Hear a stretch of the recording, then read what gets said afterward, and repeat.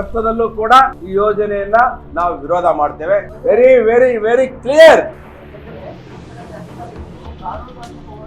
ನಾವು ಹೇಳಿದೀವಿ ನೋಡ್ರಿ, ನಾವು ಗಾಂಧಿ ಮಾರ್ಗದಲ್ಲಿ ಹೋಗ್ತೀವಿ ಅಂತ ಹೇಳಿದ್ದೇವೆ. ನಾವು ಪ್ರತಿಭಟನೆಯನ್ನ ಕೇಳ್ರಿ, ನಾವು ಇವತ್ತು ಹೇಳ್ತಾ ಇದ್ದೇವೆ, ನೀವು ದಬ್ಬಾಳಿಕೆ ಮಾಡಿದ್ರೆ ನಾನು ಇಂದಿನ ಪತ್ರಿಕಾಗೋಷ್ಠಿಯಲ್ಲಿ ಹೇಳಿದೆ, ಅಹಿಂಸೆ ಮಾರ್ಗವಾಗಿ, ಹಿಂಸೆ ಬಿಟ್ಟು ಅಹಿಂಸಾ ಮಾರ್ಗವಾಗಿ ನಾವು ಹೋರಾಟ ಮಾಡ್ತೇವೆ. ಈ ದೇಶಕ್ಕೆ ಸ್ವಾತಂತ್ರ್ಯ ತಂದ್ಕೊಂಡಂತ ಮಹಾತ್ಮ ಗಾಂಧೀಜಿಯವರು ನಮ್ ಕಣ್ ಮುಂದೆ ಇದ್ದಾರೆ. ಯಾವ ರೀತಿ ಬ್ರಿಟಿಷರನ್ನ ತೊಲಗಿಸಿದೋ ನಾವಿಲ್ಲಿಂದ ಶಾಂತಿ ಮಾರ್ಗದಲ್ಲಿ, ಅದೇ ರೀತಿ ಶಾಂತಿ ಮಾರ್ಗದಲ್ಲಿ ನಮ್ಗೆ ಹೋರಾಟ ಮಾಡೋದನ್ನ, ಸತ್ಯಾಗ್ರಹ ಮಾಡೋದು, ಉಪವಾಸ ಸತ್ಯಾಗ್ರಹ ಮಾಡೋದು ನಮಗೆ ಗೊತ್ತಿದೆ. ಫಸ್ಟ್ ನಾವು ಹೋರಾಟದ ಮುಖಾಂತರ ಸರ್ಕಾರಕ್ಕೆ ಮನವರಿಕೆ ಮಾಡಕ್ ಪ್ರಯತ್ನ ಮಾಡಿದ್ದೇವೆ. ಇದಾಗಿರಾಮೆ ಗೊತ್ತಿದೆ, ಏನು ಒಂದಿನ ಒಂದು ವರ್ಷ ಉಪವಾಸ ಕೂತ್ಕೊಂಡು ನಾನು ಸಾಯ್ಬೋದು ಅಷ್ಟೇ ಏನ್ರಿ, ಇನ್ನೇನಾಗ್ಬೋದು, ಉಪವಾಸ ಕೂತ್ಕೊಳ್ತೀವಿ, ಅಮರನಾಥ ಉಪವಾಸ ಕೂತ್ಕೊಳ್ತೀವಿ, ಸಾಯೋವರೆಗೂ ಉಪವಾಸ ಕೂತ್ಕೊಳ್ತೀವಿ. ಫಸ್ಟ್ ಅವ್ರು ಕ್ಲಾರಿಫೈ ಮಾಡ್ಲಿ, ತುಮಕೂರು ಜಿಲ್ಲೆಯಲ್ಲಿ ಗುಬ್ಬಿಗೆ, ತುರುವೇಕೆರೆಗೆ, ತುಮಕೂರು ಗ್ರಾಮಾಂತರಕ್ಕೆ, ತುಮಕೂರು ಸಿಟಿಗೆ, ಈ 4 ತಾಲೂಕುಗಳಿಗೆ ನ್ಯಾಯ ಕೊಡಿಸಿ ನೀರು ತಗೊಂಡು ಹೋಗ್ಲಿ.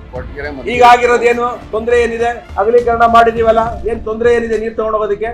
ಎಲ್ಲ ಕಾಗೆ ಗುಬ್ಬಚ್ಚಿ ಕತೆ ಕೇಳಕ್ಕಲ್ಲ ಇಲ್ಲಿರೋ ರೈತರು ಇರೋದು. ಯಾರೋ ಒಬ್ಬರಿಗೆ ಅನುಕೂಲ ಮಾಡೋದಕ್ಕೆ ಸರ್ಕಾರ ಯೋಜನೆಗಳನ್ನ ಮಾಡಬಾರ್ದು, ಇಡೀ ಜಿಲ್ಲೆಯನ್ನ ನೋಡ್ಕೊಂಡು ಮಾಡಬೇಕು. ಇಲ್ಲ ಅಂದ್ರೆ ಇದು ಮರಣ ಶಾಸನ ಆಗುತ್ತೆ ಕಾಂಗ್ರೆಸ್ ಪಕ್ಷಕ್ಕೆ ತುಮಕೂರು ಜಿಲ್ಲೆಯಿಂದ. ಇವತ್ತು ಸ್ಪಷ್ಟವಾಗಿ ಹೇಳ್ತಿದ್ದೇನೆ, ಪರಮೇಶ್ ಸಾಹೇಬರು ಮತ್ತೆ KN ರಾಜಣ್ಣ ಅವರು ಎಲ್ಲ ಕಾಂಗ್ರೆಸ್ ಶಾಸಕರು ಪಕ್ಷವನ್ನ ಬಿಟ್ಟು ಜನರ ಪರ ನಿಂತ್ಕೋಬೇಕು. ನಿಮ್ಗೊತ್ತು ಅಧಿಕಾರ ಕೊಟ್ಟರೆ ತುಮಕೂರು ಜಿಲ್ಲೆಯವರು ಒಳ್ಳೆ ಆಡಳಿತವನ್ನ ನಡೆಸಿ ನಮ್ಮನ್ನ ರಕ್ಷಣೆ ಮಾಡಿ, ಹೇಮಾವತಿನ ರಕ್ಷಣೆ ಮಾಡಿ ಅಂತ ಆಡಳಿತ ಅಧಿಕಾರ ಕೊಟ್ಟಿರೋದು. ನಾನು ಈ ತರ ಎಲ್ಲ ಗೊಂದಲ ಮಾಡೋದಕ್ಕಲ್ಲ. ನಾನು ಎಲ್ಲರಿಗೂ ವಿನಂತಿ ಮಾಡ್ತೇನೆ, ನಾಳೆ ಎಲ್ಲರೂ ಕೂಡ ನಮ್ ಜೊತೆ ಕೈ ಜೋಡಿಸ್ಬೇಕು ರೈತರ ಜೊತೆ. ಇದೇನಾರು ಆಗಿಲ್ಲ ಅಂದ್ರೆ ಇಡೀ ಜಿಲ್ಲೆಯನ್ನ ಇನ್ನೊಂದ್ಸಲಿ ಬಂದ್ ಕರಿತೇವೆ. ನೆಕ್ಸ್ಟ್ ಅದಾದ್ಮೇಲೆ DC ಆಫೀಸ್ ಮುಂದೆ ಎಲ್ಲರೂ ನಮ್ಮ ಆಲ್ ಪಾರ್ಟಿ ಮೀಟಿಂಗ್ ಕರೆದು next plan of action, DC office ಮುಂದೆ ಧರಣಿ ಕೂತ್ಕೊಳ್ಳೋದ, ಇಲ್ಲ ಇಲ್ಲಿಂದ ಗವರ್ನರ್ ಆಫೀಸ್ ಪಾದಯಾತ್ರೆ ಮಾಡೋದ, ಇನ್ನು ಯಾವ ರೀತಿ ಮಾಡ್ಬೇಕು ಅನ್ನೋದನ್ನ ನಮ್ಮ ಆಕ್ಷನ್ ಕಮಿಟಿ ಕೂತ್ಕೊಂಡು ನಿರ್ಧಾರ ಮಾಡುತ್ತೆ.